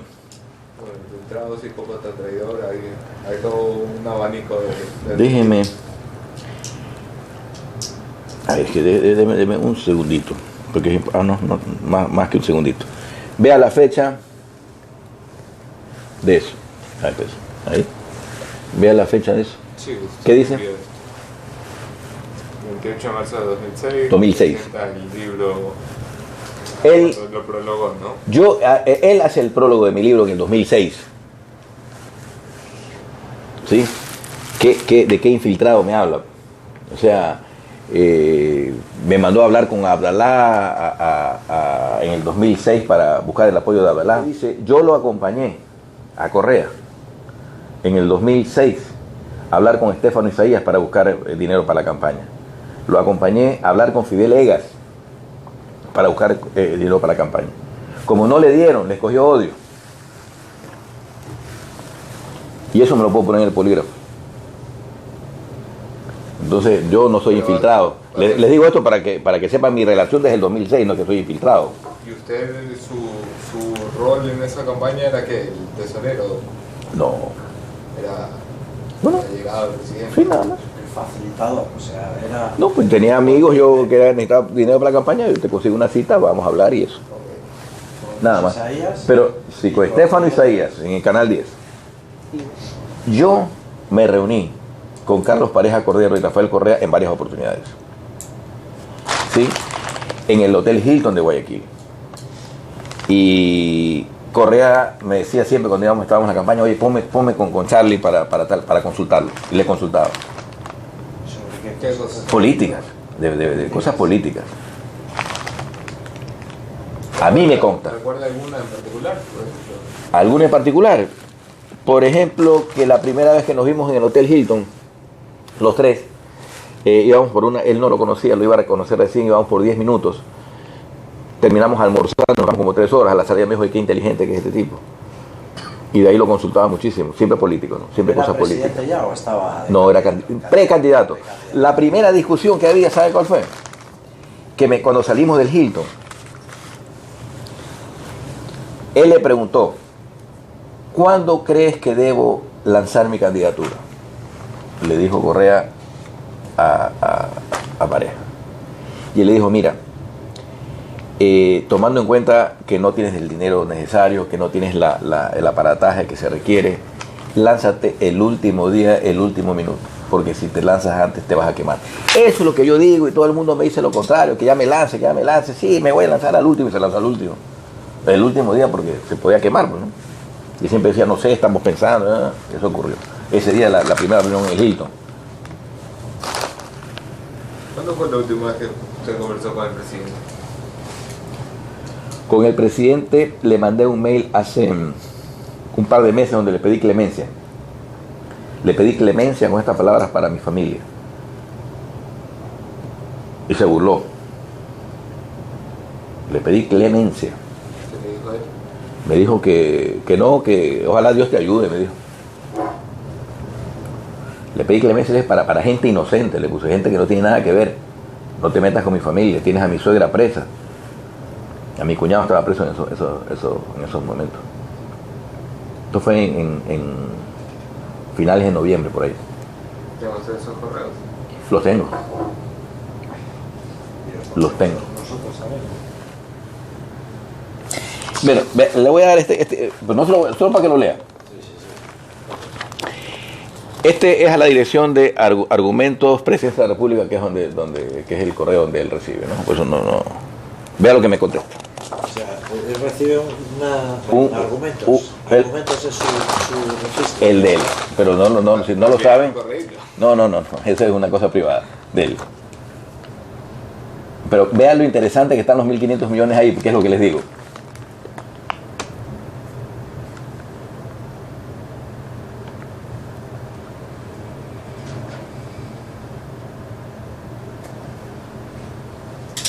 ¿Entienden lo que quiere decir lo del final? ¿A qué se refiere? Que los 1.500 eran para la caja fiscal, pues. No eran para el campo, sino que era plata que se necesitaba para la caja fiscal. Sí, lo que no entendía era la operación esta Halliburton. Halliburton es la compañía petrolera que iba a dar la plata, que iba a dar los 1.500 millones. Pero yo no quise hacer eso. Porque esa plata no iba al campo, sino a la caja fiscal, pues. Y por eso él pone, está clarito que está poniendo. Ahora estamos en un problema. Tenía mucha relación con el presidente, ¿no? Sí, claro, pero no sé si tengo que buscar el que le digo, no lo traje, yo sí quería traerlo. Es que pregunto eso porque se ve que le tenía cuenta para muchas cosas, ¿no? Y a esto Carlos, usted me dirá, ¿le puedo hacer una foto y echarle la dirección? Me parece... Es que este es un correo de él personal. Bueno, entonces, echarle y ahí que yo le voy a echar la dirección. Ahí como que respeto el sistema. Es que No, o sea, aquí mismo le pongo un papelito así. Pero es que ¿cómo iría esto? O sea Eso es para yo tener un respaldo. O sea, hay cosas que hay cosas que en nunca cualquier sabes cuándo la momento puedes nunca sabes si utilizar. te dice, a ver, ¿y cómo sé si eso es verdad? Digo, mire, el documento existe. Y toma la foto aquí. Tome la foto, pero no lo utilice. Y no se grabe ese correo, créame, porque ese correo no es un correo privado de él, donde solo lo recibe él y contesta al minuto. Si le escribo ahorita, créame, me contesta, pues lo ve aquí en cada... Escríbale. Hay una cosa ¿Qué? Escríbale para ver qué dice. Puta, estoy aquí con el expreso.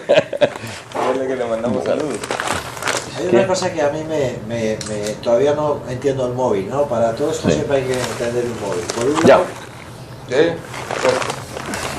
lado, percibo que fue un hombre muy cercano al presidente desde sus inicios, ¿no? La presentación del libro, la operación frustrada con los Isaías para financiar campaña, todo eso. A ver, para que tenga claro una cosita para que vea, no sé si valga la pena, ustedes harán el análisis. ¿Por qué meterle el dedo en el ojo entonces? O sea, no dejarle, no responder al pedido de clemencia. ¿Por qué picar este avispero cuando sabe que usted, con certeza, tiene cartuchos en la recámara para contraatacar, como acabo de decir? Es decir, que ha pasado por distintos cargos, ha pasado y tiene documentación y tendrá de sobra cosas contra... Mire, yo se lo voy a responder así.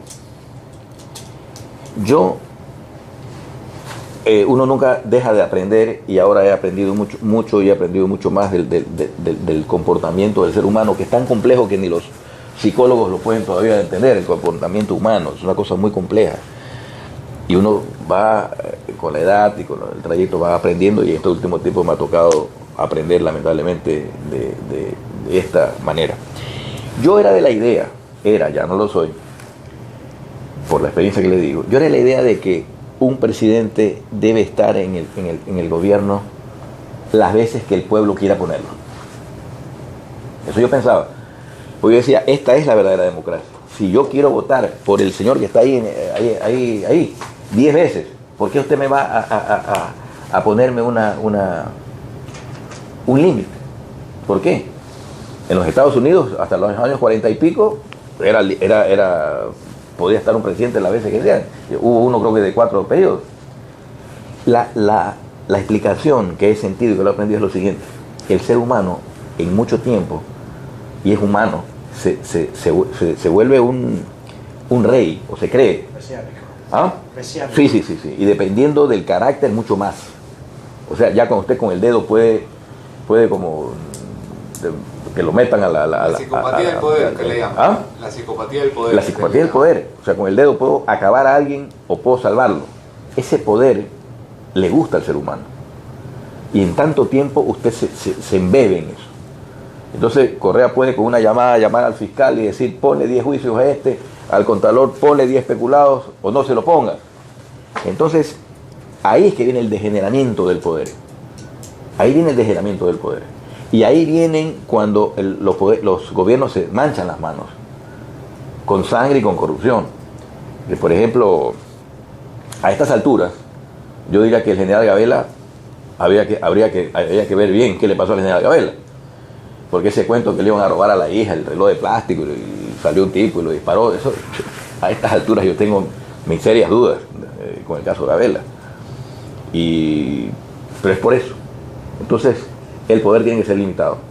Tiene que ser limitado por esa razón. Entonces, él a estas alturas, ¿yo qué soy para él? Una pulga. O sea, nada, pues por el teléfono, me acabó por teléfono. Con el fiscal, vea, quítale el dictamen, que metan preso al hijo, al cuñado, a la abuela, a la tía, y todos están ahí obedeciendo. Lo que me parece increíble es la conciencia de la gente. O sea, ¿con qué conciencia el fiscal, que sabe que mi suegra es inocente, que sabe que mi suegra no tiene nada que ver, que sabía que mi cuñado, que hay un montón de gente inocente, pero que por una orden política pueda destrozar una familia? Eso sí que esa parte no la entiendo. En lo que dice por lo menos en las sabatinas, lo que dice el presidente es que se usaban como testaferros para manejar cuentas. Eso dice... Pues que lo demuestren, pues. Pero esa pobre señora no tiene ninguna cuenta, ningún testaferrismo de nada. De nada. Por eso le digo, es solamente que mi cuñado no tenía, pero ni... Si usted lo va a ir así, no le cae ni 10 centavos. Él, entonces, con ese poder que tiene, que lo tiene, es indudable, y puede manejar los otros poderes del Estado de esa manera, entonces se trastoca, ahí viene el degeneramiento del poder. Y ese es el problema con los dictadores, solo eso. Porque, claro, si usted tiene un dictador que manda fusiles, pues, a mí me recuerda mucho, yo he leído, ya no leo nada, pero en su tiempo mucho a García Moreno, por ejemplo, ¿no? Con una personalidad muy similar a la de Correa. García Moreno fusiló a todo el que pudo. Y me acuerdo un pasaje que me hizo acuerdo cuando le pedí clemencia para mi familia, que se burló Correa. Lo voy a buscar el mail. No sabría cómo mandárselo. García Moreno tenía un compañero de colegio que apellido Cornejo, que se volvió medio en contra de él y lo metió preso y dijo que lo iba a fusilar al día siguiente con otro grupo de amigos. La mamá de Cornejo, que lo había conocido a García Moreno toda la vida, fue a pedirle clemencia, llorando, que no fusilara al hijo. Se le burló y lo fusiló. Entonces, cuando le pido clemencia a una persona que había sido tan leal como yo, que le pide clemencia para su familia, para su hijo, para su suegra, y que se burle, es impresionante. Pues le digo, es una cosa que yo tampoco la entiendo. Yo tampoco la entiendo. Porque que usted se vaya contra un culpable, váyase. Pero que usted se vaya contra inocentes, eso es una cosa terrible. Y el fiscal que apoye eso, que el fiscal Chiriboga apoye eso, me parece terrible. Usted, con la cercanía que tuvo con el gobierno, y bueno, fue parte del gobierno, tiene que tener una información que le permita defenderse en más igualdad de condiciones que la metáfora que nos daba de la hormiguita para el presidente. Quiere decir, usted nos ha dicho que tiene sus haces bajo la manga y me imagino que le he notado bastante prudente, que no, calculando no causar más problemas. Pero le he dado unos haces de maravilla, pues no me diga que no, porque yo creo que esto viene con más fuerza, ¿verdad? ¿Qué criterio tiene usted de Jorge Glass? Yo creo que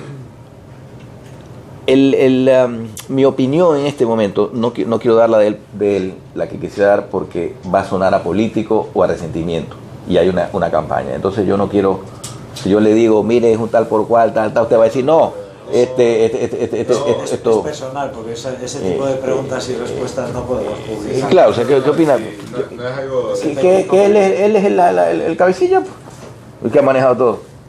Además es que no me lo pregunte a mí. Es obvio que él fue como ministro coordinador de los sectores estratégicos y como vicepresidente ha estado a cargo de ¿qué? ¿De qué ha estado a cargo? Sí, de todos los sectores. De los sectores estratégicos, pues eso no lo digo yo. Esto y si los sectores estratégicos están Odebrecht, Comercio Internacional, Refinería Esmeralda, las hidroeléctricas, todo lo que está con procesos de corrupción, no me tienen que preguntar a mí. ¿El presidente no se entera o...? ¿Cómo no se va a enterar? Esto es algo comparticipo. Bueno, eso es algo que el país tiene que llegar a esa conclusión. ¿Le ordenaban con frecuencia o le mandaban hacer operaciones de ese tipo para tener liquidez, O sea, por ejemplo, la orden era clara de los campos que usted mismo vio el mail, ¿no? O sea, la orden era entregar el campo para tener dinero para gasto corriente, que una cosa no tiene, había que ligar, o sea, ¿de dónde sacamos plata del sector petrolero? Se convirtió en la caja chica. ¿Cómo sacar plata de este sofá? Pero no para tapizar el sofá, sino para tapizar la cama. Entonces te está desviando fondos. Pues ahora tiene un problema con el sofá, los campos. Le sacó plata a AUCA para llevarlo a otro lado. Grave, porque ahora hay que pagar, pues no es gratis. Diferente hubiera sido un bono no reembolsable. Usted me diga, ¿sabe qué? Si tú me das la oportunidad de estar aquí, yo te doy $1.000 millones. Ah, bueno, no reembolsable, préstalo y lo gasto, pero no doy préstamo. Que haga falta para el gasto, dinero para el gasto corriente, evidencia que ha habido una corrupción gigantesca, ¿no? Porque el dinero, el país ha funcionado con mucho dinero, por lo menos hasta hace un par de años. O sea, lo que le voy a decir es algo increíble. Que su pregunta, ¿sabe a dónde va su pregunta? Algo increíble. Yo me imaginé al inicio de que el país jamás había tenido un presidente economista. Nunca. Y creí de corazón y como técnico que el país necesitaba de un economista para manejar mejor las finanzas del país, para repartir mejor la riqueza del país. Eso estuve yo convencido. ¿Y qué tenemos al final del día? Un país con una deuda impagable. Con una deuda impagable. Aparte de la deuda pública, que es aquí, coja el seguro social. Analicen un día la deuda del seguro social, es impagable. El problema es que se le da al seguro social, yo no sé cómo van a hacer el seguro social. Aparte de esta deuda, no toquemos, este monstruo que está aquí, es ahí. Acá tenemos el monstruo del seguro social, el monstruo petrolero. Ahora dígame usted cómo va a pagar en 2017 la deuda de Perenco, Petrobras y Burlington. Solo esas tres que se vienen ahora en 2017. A renegociar asustado el próximo presidente, quien quiera que sea. Te doy 2 reales, hermano, dame más plazo. O sea, empieza un lío allí. Usted, Carlos, que ya lo he dicho, que era un técnico.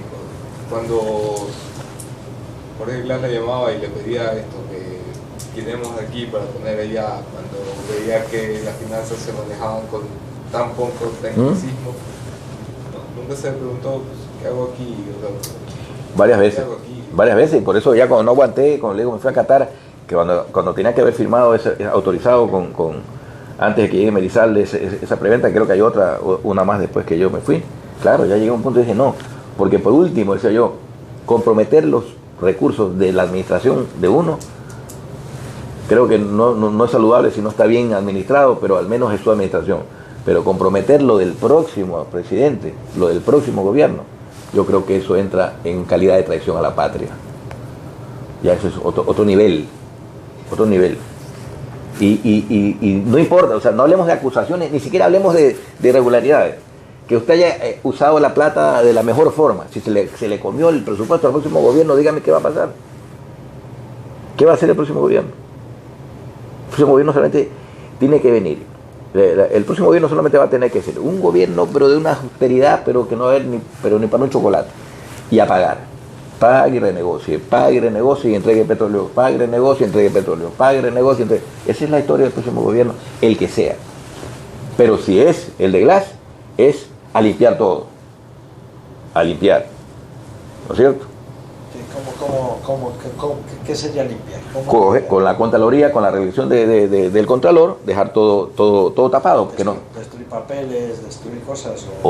Empezar a forjar todo, pues, o sea, y ya con el tiempo, que son creo que 7 años, ya pues el comercio internacional ya pasa a ser como cosa jugada.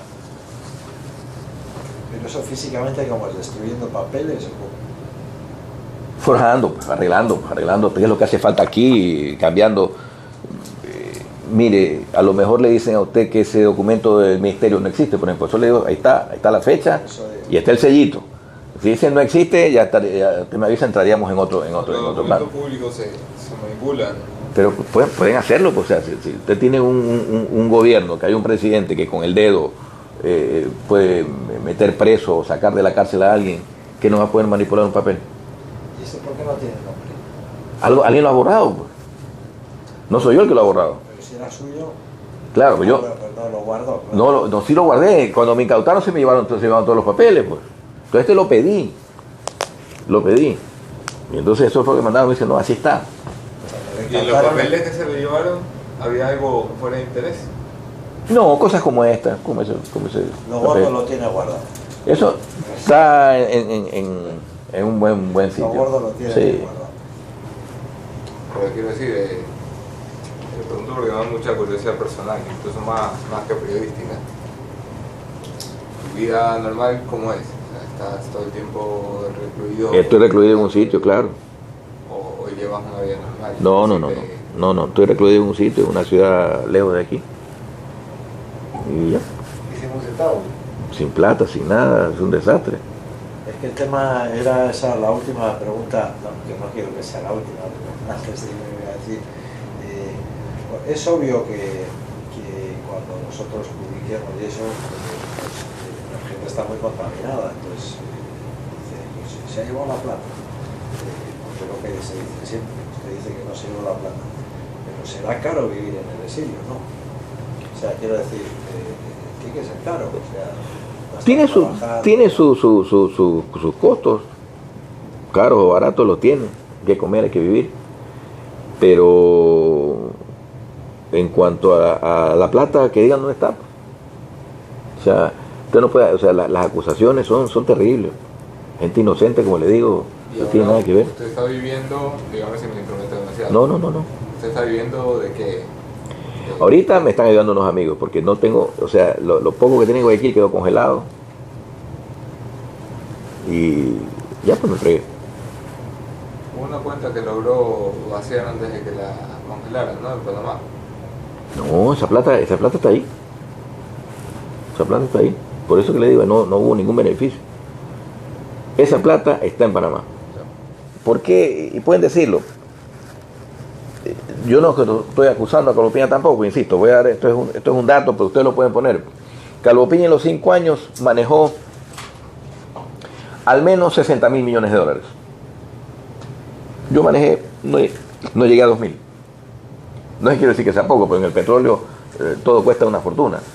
Entonces, miren la diferencia. Y Calvo Piña está mudo, o sea, está como, a él nadie dice nada. Manejó 60.000 millones de dólares. ¿Su teoría cuál es? ¿Que él pactó?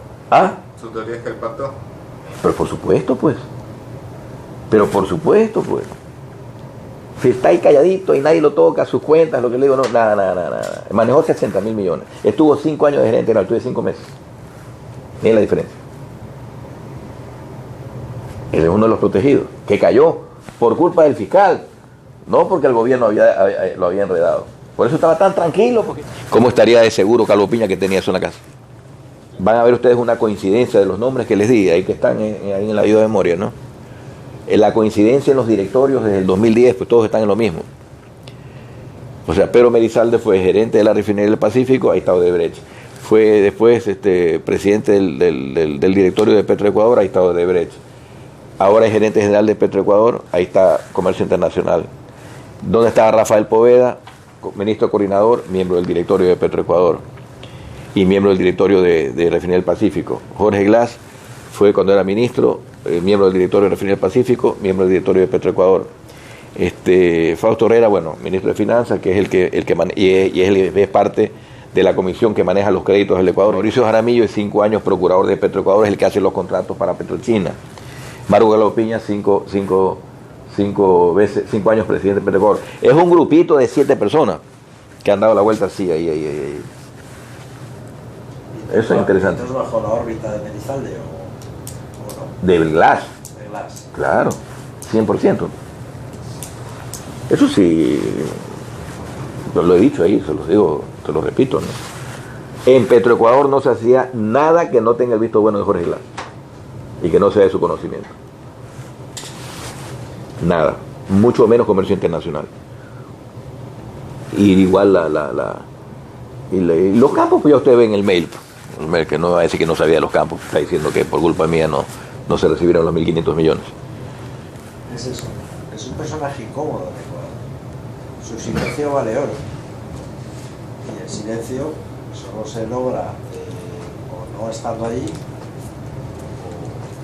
o mantenerlo apartado, asustado con estos juicios, como se hace, que si levanta la cabeza, dale, porque los juicios son más fuegos artificiales de cara a la galería que dirigidos a... pero por eso, pues.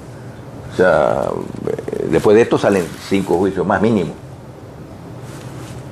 Eso ya lo sabemos, pero hay que hacerlo. Peor es no hacer nada, para mi conciencia. Pero mire, si ustedes logran este tema de aquí, es el doble de Odebrecht, pues. Y no tiene nada que ver con los $4 de la venta. En todas partes. Y falta los fletes, investigar los contratos de los fletes. Y la pregunta que usted decía, ¿cómo así la Contraloría nunca había detectado nada en 9 años y medio? La Contraloría y nadie, quiero decir, los órganos de los mecanismos, sí, pues. de los filtros, ninguno se ha enterado de nada. Esto es muy significativo en el país, que salieron los papeles de Panamá y empezó a prender la hoguera. Pero hasta entonces nadie supo nada, nadie golpeó nada, nadie oyó nada, nadie. Exacto. Ni ni los cargos políticos, ni las asambleas, ni las fiscalizaciones, ni la Contraloría, ni el fiscal general, nadie. O sea, nadie se enteró de nada. No vio moverse nada. Y las preguntas, el silencio de Carlos Piña, ¿por qué el gobierno no? Ahí está. No, si Carlos Piña no es el gobierno, no, y 5 años de presidente de Petrocor, entonces. Carlos Piña era cercano, pero cercanísimo. Si no, no hubiera sido 5 años gerente general. Pues. Cercano al GLAS, ¿no? Cercano de Glass y del presidente también. 5 años, pues, de gerente general. Creo que es el que más años ha estado en la gerencia. Creo, y si no es el segundo, creo que es el que más.